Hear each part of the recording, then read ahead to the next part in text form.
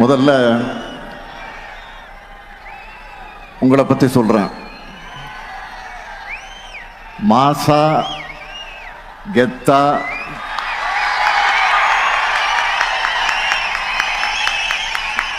இங்கே வந்திருக்க Dravidian stocks எல்லோருக்கும் என்னுடைய முதல் வணக்கம்.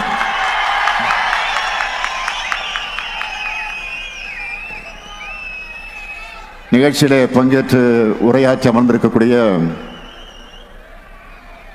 கழக பொதுச் செயலாளர், நம்முடைய மூத்த அமைச்சர், என்னுடைய ஆருயிர் அண்ணன் துரைமுருகன் அவர்களே,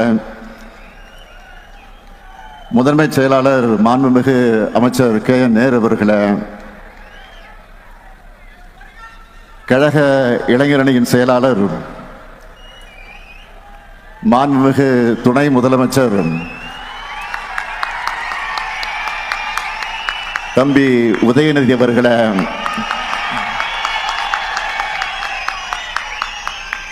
துவக்கத்தில் அனைவரையும் வரவேற்று மகிழ்ந்திருக்கக்கூடிய திருவண்ணாமலை தெற்கு மாவட்ட கழகத்துடைய செயலாளர் மாண்புமிகு அமைச்சர் ஏவா வேலு உள்ளிட்ட அமைச்சர் பெருமக்களே, மாண்புமிகு சட்டப்பேரவையின் துணைத் தலைவர் கு பிச்சாண்டி அவர்களே, துணை பொதுச் செயலாளர்கள் ஐ பெரியசாமி அவர்களே, முனைவர் பொன்முடி அவர்களே, ராசா அவர்களே, அந்தியூர் செல்வராஜ் அவர்களே, சாமிநாதன் அவர்களே, மாண்புமிகு நாடாளுமன்ற சட்டமன்ற முன்னாள் இந்நாள் உறுப்பினர்களே, இளைஞர் அணியினுடைய மாநில துணை செயலாளர்கள் பிரபு கஜேந்திரன் அவர்களே, ஜோயல் அவர்களே, இன்பா ரகு அவர்களே, இளையராஜா அவர்களே, அப்துல் மாலிக் அவர்களே, பிரகாஷ் அவர்களே, சீனிவாசன் அவர்களே, பிரதீப் ராஜா அவர்களே, ஆனந்த்குமார் அவர்களே, இளைஞரணியின் மாவட்ட அமைப்பாளர்களே, துணை அமைப்பாளர்களே,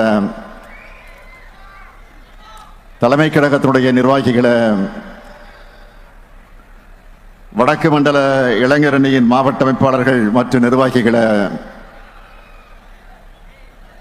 என் உயிரோடு கலந்திருக்கக்கூடிய தலைவர் கலைஞர் அவர்களின் உயிரினும் உயிரான அன்பு உடன்பிறப்புகளே, பத்திரிகை மற்றும் ஊடகத்துறை சார்ந்த நண்பர்களே, உங்கள் அனைவருக்கும் என்னுடைய அன்பான வணக்கம்.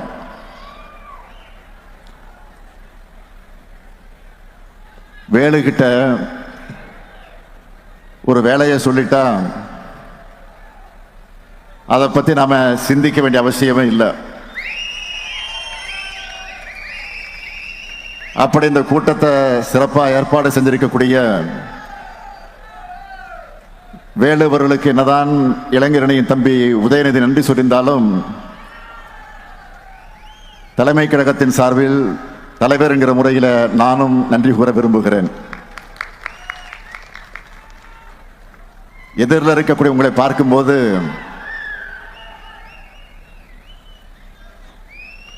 ஒரு 50 ஆண்டுகள் டைம் டிராவல் பண்ணி பின்னாடி போன மாதிரி எனக்கு இருக்கு. உங்களை மாதிரி இளைஞனா கிராமமா தமிழ்நாடு முழுக்க பயணம் பண்ணி இந்த இளைஞரணியை வளர்த்தெடுக்க நான் பயணம் செய்த அவைகளெல்லாம் என்னை பார்க்கிறேன். அதுதான் இப்பொழுது எனக்கு ஞாபகங்களாக வந்து கொண்டிருக்கிறது.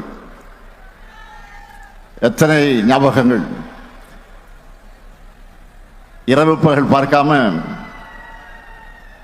தூக்கம் இல்லாம, கிராமங்கள் தோறும் கொடியேற்றம்,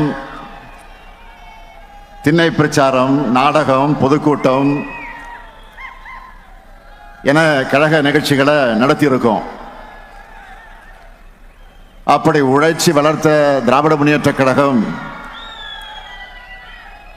75 ஆண்டுகளை நிறைவு செஞ்சிருக்கிறோம். அப்படிப்பட்ட கழகத்திற்கு புது ரத்தமாக வந்திருக்கக்கூடிய உங்களை எல்லாம் பார்க்கும்போது புது மகிழ்ச்சியும் நம்பிக்கையும் பிறக்குது. அது மட்டுமல்ல, உங்களுடைய எனர்ஜி எனக்கு டிரான்ஸ்ஃபர் ஆகியிருக்கு. இப்போ இந்த மாபெரும் இயக்கத்தை பேரறிஞர் அண்ணா அவர்கள் தொடங்கினப்போ அவருக்கு வயசு 40. தலைவர் கலைஞருக்கு 25 வயசு தான். பேராசிரியர் நாவலர்னு பலரும் அவங்களோட இருந்தவங்க அத்தனை பேருக்கு 20கள் தான் இருந்திருக்கிறாங்க. அவங்க எல்லாம் எப்படி ஃபயராக இருந்தாங்க என்பதற்கு ஒரு எக்ஸாம்பிள் சொல்றேன். 1941 தலைவர் கலைஞர் அவர்கள் தமிழ்நாடு தமிழ் மாணவர் மன்றம் என்ற அமைப்பை உருவாக்கினார். அதனுடைய முதலாம் ஆண்டு நிறைவுக்கு புரட்சி கவிஞர் பாவேந்தர் பாரதிதாசன் அவர்கிட்ட இருந்து ஒரு வாழ்த்துப்பா வந்துச்சு. அந்த வாழ்த்துப்பால புரட்சி கவிஞர் எழுதின வரிகள் தான், கிளம்பிற்றுக்கான் தமிழச்சிங்க கூட்டம் கிழித்திரிய தெழுதுகான் பகை கூட்டத்தை. இந்த லைனை கேட்கும் போதே அந்த இளைஞர்கள் எப்படி ஃபயராக இருந்திருப்பாங்கன்னு உங்களுக்கு புரியும். அந்த ஃபயர் பிராண்ட் தான் நம்ம திமுக. இது எதெல்லாம் இந்த தமிழ் சமுதாயத்துக்கு பின்னுக்கு இழுக்குமோ, எது எதெல்லாம் தமிழ்நாட்டை இருட்டுக்குள்ள தள்ளுமோ, அது எல்லாத்தையும் தோற்கடிச்ச புது வரலாறு படைச்சோம். சும்மா எடுத்தோம் கவிழ்த்தோம்னு இங்க எதையும் பண்ணிடல. தெரு தெருவா வீடு வீடா போய் பேசி டீ கடையும் சலூனுமே அரசியல் மேடைகளாக மாற்றி மக்களை எஜுகேட் பண்ணோம். உலக வரலாற்றை எல்லாம் சொல்லி நாம் ஏன் இன்னும் பின்தங்கிய நிலையில இருக்கோம்னு எடுத்து சொல்லி மக்களுக்குள்ள நல்ல மாற்றத்துக்கான விதைய சிந்தனையா விதைச்சாங்க. அண்ணா பேசுறார், கலைஞர் பேசுறார், நாவலர் பேசுறார், பேராசிரியர் பேசுறாருன்னு சொன்னா மக்களும் குடும்பம் குடும்பமாக வந்து அவங்க பேச கேட்பாங்க. அவங்க பேச்சுல சொன்னதையெல்லாம் மக்கள் அவங்க ஊர்ல எடுத்துக்கிட்டு போய் சொல்லுவாங்க. திராவிட உணர்வை அப்படியெல்லாம் வளர்த்தாங்க. தமிழை நசுக்க வந்த இந்தி ஆதிக்கத்தை விரட்டினாங்க. அதனாலதான் தாழ்ந்த தமிழகமே அப்படின்னு கவலைப்பட்ட காலத்தை மாத்தி இப்போ திரும்பி பாருங்க தமிழ்நாட்டை என்று சொல்லுகிற காலத்துக்கு நாம் வந்திருக்கிறோம். அவங்க ஜெனரேஷன் அடுத்த கட்டத்துக்கு நகர்ந்ததும் அவங்களுடைய உழைப்பையும் தியாகத்தையும் கொள்கை உணர்வையும் அடுத்தடுத்த தலைமுறைகளுக்கு கொண்டு போகணும்னு தலைவர் கலைஞர் அவர்கள் சிந்தித்து எண்ணி உருவாக்குனதுதான் இந்த இளைஞர் அணி. 1980 ஜூலை 20 மதுரை ஜான்சி ராணி பூங்காவில் இளைஞர் அணியை தொடங்கினோம். அந்த கூட்டத்தில் பேசின தலைவர் கலைஞர் அவர்கள் சொன்னார், சோதனைகள், வேதனைகள், தோல்விகள், அடக்குமுறைகள், சிறைச்சாலைகள், சித்திரவதைகள் எல்லாம் படைகூட்டி வந்தாலும் இந்த கழகம் அசைந்து விடாமல், தொலைந்து விடாமல், மறைந்து விடாமல் ஒளிவிட்டுக் கொண்டிருக்கக்கூடிய அடித்தளம் நம்முடைய அமைப்பு முறை. அதோட நம்முடைய லட்சிய பயணம் சேர்ந்து தொடரும்னு முழங்கினார். இளைஞர் அணியை அறிவிச்சிட்டோம்னு சும்மா இருந்துவிடல. இதுக்கான கட்டமைப்பை பலப்படுத்தணும்னு முதல்ல ஐவர் குழுவை ஏற்படுத்தினார். அதற்கடுத்து 7 பேர் கொண்ட குழுவை தலைமை கழகம் நியமித்தது. அந்த குழுவிலே நான் ஒருவன். இன்றைக்கு நாடாளுமன்றத்தில் கஜித்துக் கொண்டிருக்கக்கூடிய நம்முடைய திருச்சி சிவா, வாலாஜா ஹசேன், பரிதி இளம்பழுதி, தாரைமணியன், ஜெயம் ஜூலியஸ், பஞ்சவர்ணம் ஆகியோரெல்லாம் இருந்தோம். நாங்களெல்லாம் தமிழ்நாடு முழுக்க ஊர் ஊராக, கிராமம் கிராமமாக, தெரு தெருவாக போனோம். இளைஞர்களை சந்திச்சோம்.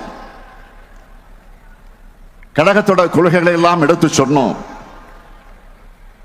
தந்தை பெரியார் மன்றம், அறிஞர் அண்ணா மன்றம், சிட்டி பாபு மன்றம், எம்.ஆர். ராதா மன்றம், சத்தியவாணி முத்து மன்றம், கலைஞர் படிப்பகம், அஞ்சுகம் படிப்பகம், டாக்டர் நடேசனார் படிப்பகம்,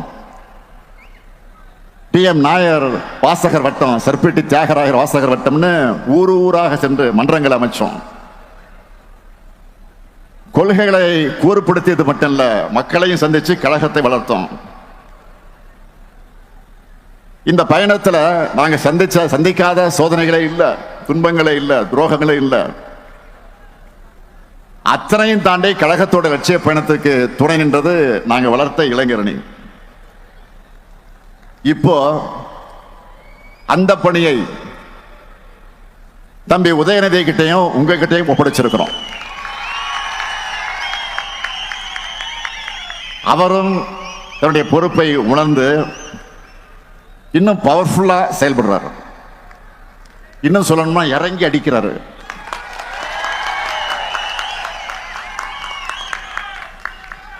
கொள்கை எதிரிகள் உதயநிதி மோஸ்ட் டேஞ்சரஸ் புலம்புறாங்க. அந்த அளவுக்கு கொள்கையில ஸ்ட்ராங்கா இருக்காரு.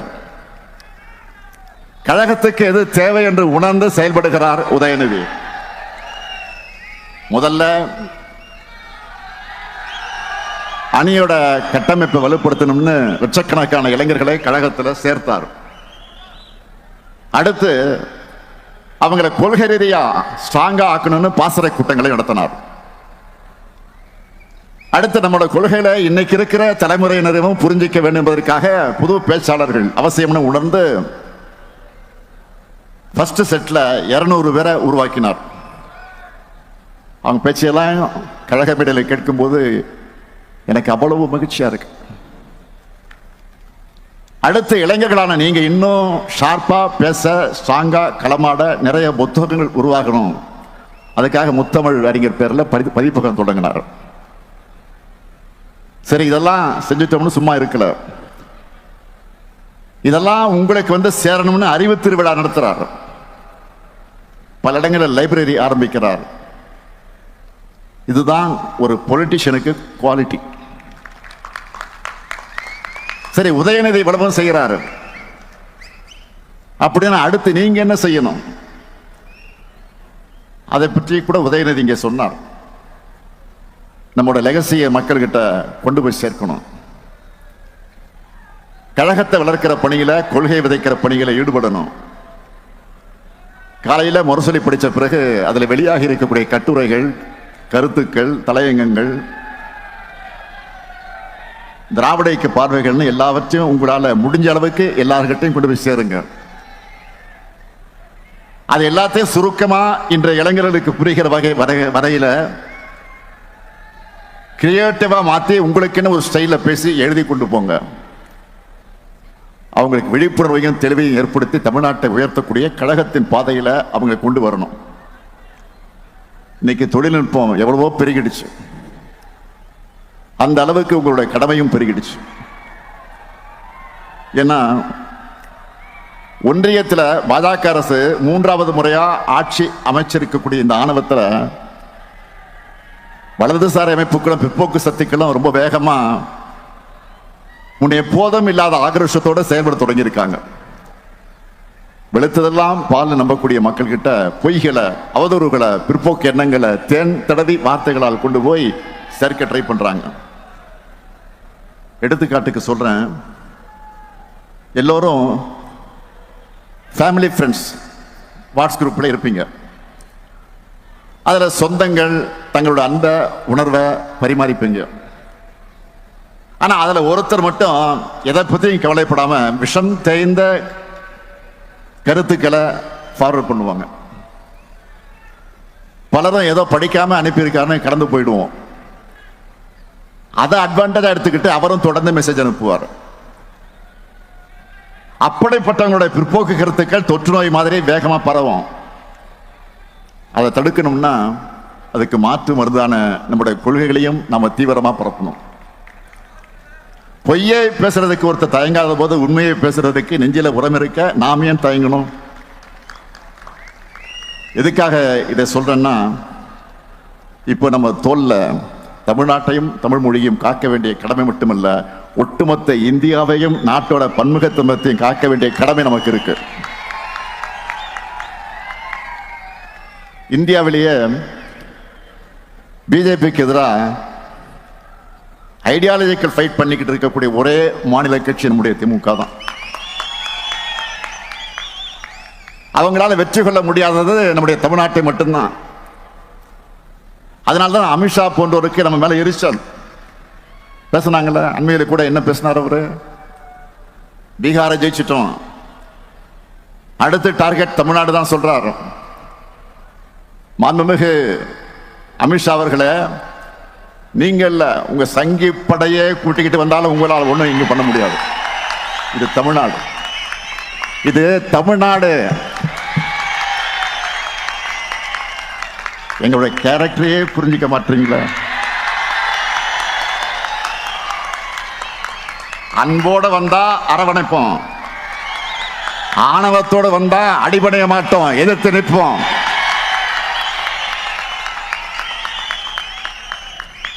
மீண்டும் சொல்றேன், அன்போட வந்தா அரவணைப்போம்,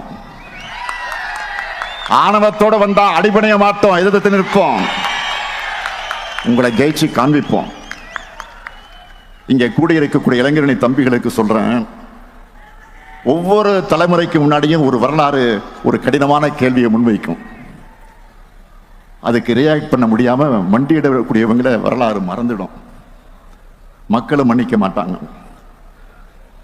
ஆனா வரலாறு முன்வைக்கிற கேள்விகளை எதிர்த்து ஃபைட் பண்ணி வரலாற்று திருத்தி எழுதுறவங்களை மக்களும் மறக்க மாட்டாங்க, வரலாறு மறக்காது.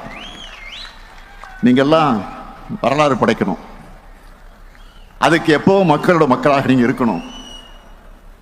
மக்களுக்காக இருப்பதுதான் அரசியல். அந்த அரசியலை செய்யத்தான் உங்க எல்லாருக்கும் பொறுப்புகள் வழங்கப்பட்டிருக்கு. மக்கள் கிட்ட போங்க, அவங்க கூடவே வாழுங்க, அவங்களுக்காக குரல் கொடுங்க. இதுதான் உங்களுக்கான டாஸ்க். அரசியல்ல சொகுசு எதிர்பார்க்காதீங்க. இங்க கடுமையாக உழைக்கக்கூடியவங்களுக்கு தான் இடம் கிடைக்கும். அந்த இடம் கட்சி பொறுப்பில் மட்டும் இல்ல, மக்கள் மனசுலயும் நிரந்தரமாக இருக்கும். பேரறிஞர் அண்ணா அவர்கள் தலைவர் கலைஞருடைய உழைப்பை பாராட்டினார். தலைவர் கலைஞர் என்னை பத்தி சொல்லும் போது உழைப்பு உழைப்பு உழைப்புன்னு தான் சொல்வார்.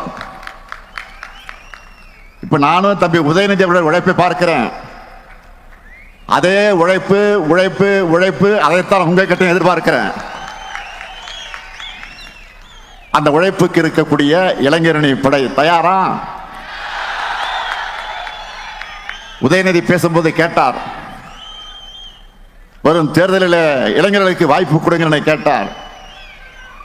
அவருக்கு மட்டுமல்ல, உங்களுக்கு நான் சொல்லிக் கொள்வது, இன்னைக்கு உள்ளாட்சியில, சட்டமன்றத்தில், அமைச்சரவையில், நாடாளுமன்றத்தில் நாட்டையே திரும்பி பார்க்க வைக்கக்கூடிய அளவுக்கு செயல்படுகிற பல பேர் இளைஞரணியிலிருந்து வந்தவர்கள் தான். நாளைக்கு உங்களிலிருந்து பலரும் இந்த இடத்திற்கு வரணும், நிச்சயமாக வரத்தான் போறீங்க. அதுக்கு தயாராக இளைஞரணியும் தாய் வீட்டை பயன்படுத்திக்குங்க. இங்கே உதயநிதி சொன்ன மாதிரி நீங்க ஒவ்வொருத்தரும் மினிமம் 10 இளைஞர்களை உங்களோட சேர்த்துக்கணும். அவங்களுக்கு அரசியல் உணர்வை, நம்முடைய கொள்கைகள், திராவிட மாடல் அரசியல் சாதனைகளை கொண்டு போங்க. அங்க ஒவ்வொருத்தருடைய வாக்கும், நம்ம குடும்பத்தினுடைய வாக்குகளும், அவங்க நண்பருடைய வாக்குகளும் உதயசூரியனுக்கு நம்முடைய கூட்டணி கட்சிகளோட சின்னங்களுக்கு தான் கிடைக்கணும். கடந்த கால ஆட்சியாளர்கள் செய்த தவறுகளை, குற்றங்களை, துரோகங்களை மக்களுக்கு நினைவுபடுத்துங்க. அவங்க திரும்பி வந்தா தமிழ்நாடு என்னென்ன ஆபத்துக்களை சந்திக்கும்னு மக்கள்கிட்ட சொல்லுங்க. நாடே திரும்பி பார்க்கிற அளவுக்கு தமிழ்நாட்டை முன்னேற்றி இருக்கக்கூடிய நம்முடைய திட்டங்களை பத்தி எடுத்து சொல்லுங்க. நான் உறுதியோடு சொல்றேன், நாட்டில் என்ன, உலகத்திலேயே எந்த ஆட்சியும் செஞ்சிருக்க முடியாத அளவுக்கு முத்திரை திட்டங்களை யாராவது செஞ்சிருக்காங்களா நம்ம ஆட்சியை மாதிரி? நீங்களே பார்த்திருப்பீங்க. நம்ம அரசோட திட்டங்களால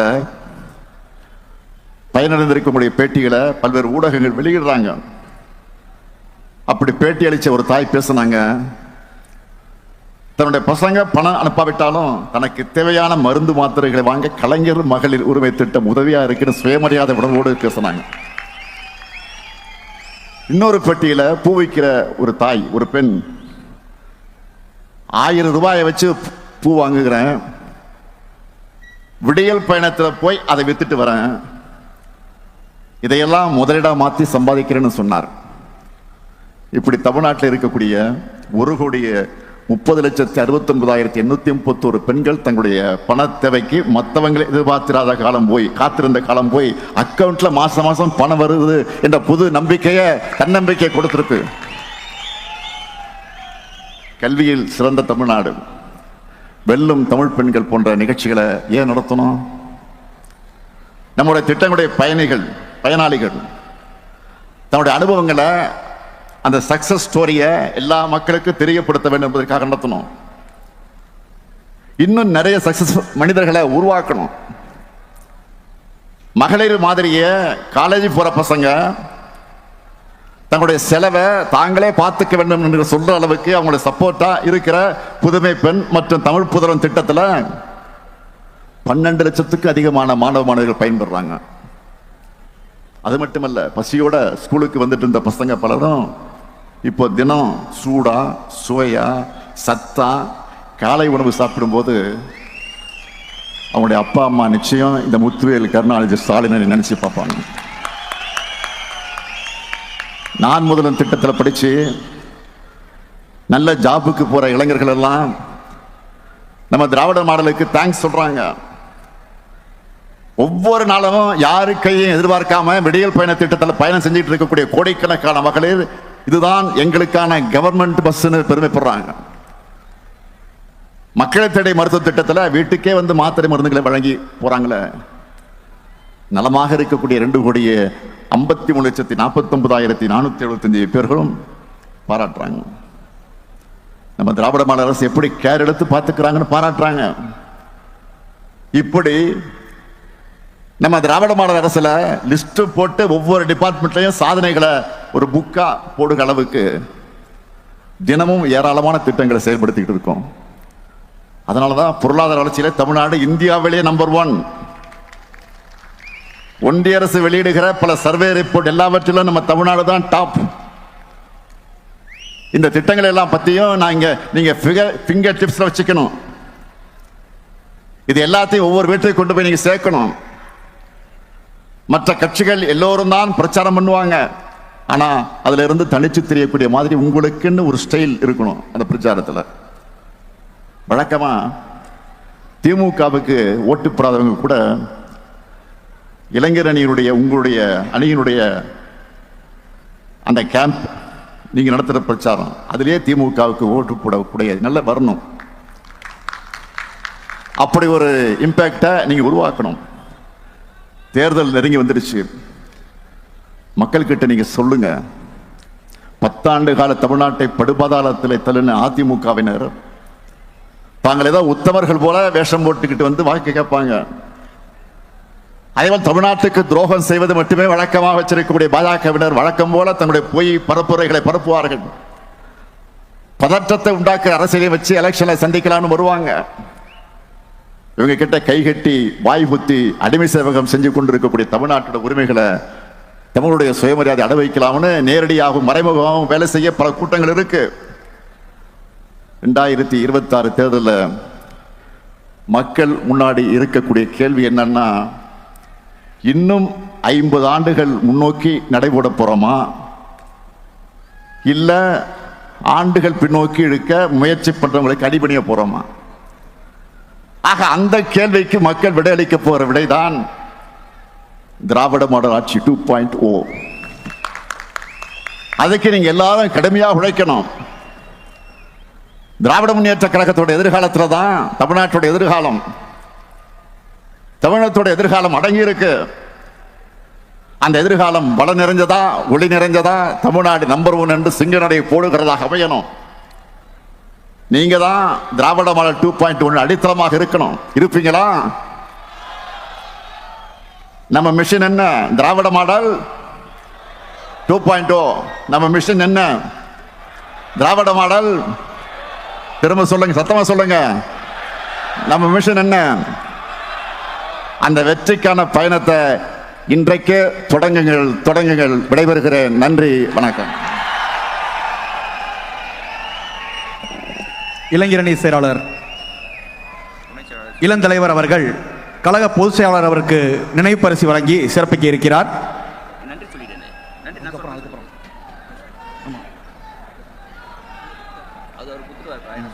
தலைவர் வெயிட் பண்றாருல கூட்டம்